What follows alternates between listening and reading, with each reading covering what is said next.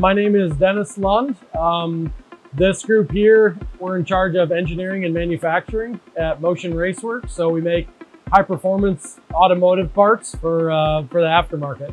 I mean, we have the flip grip station down there. It works well.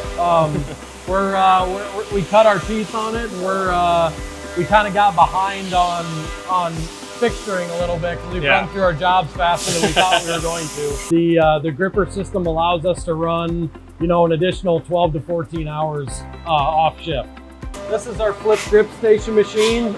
Again, we have it set up so we can run this. We toggle to this after shift.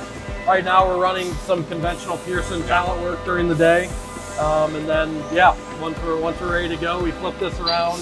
We've got our stacking density, so we can get about 14 hours of runtime after shift. We'll run our standard jobs, like this job here, for example, from 5 to 3 in the afternoon.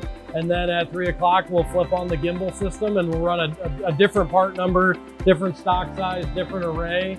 And then in the morning, we'll switch back to this. So the machine's able to effectively run 2 different SKUs simultaneously.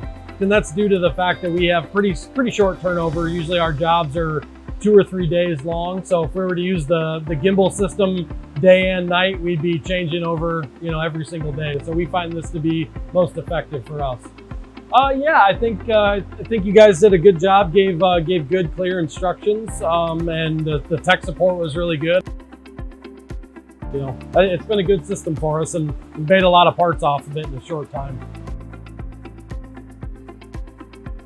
I just feel like for your simple jobs, your 1-op jobs, 2-op jobs, vice jobs, it's a really effective solution for that small to medium volume component.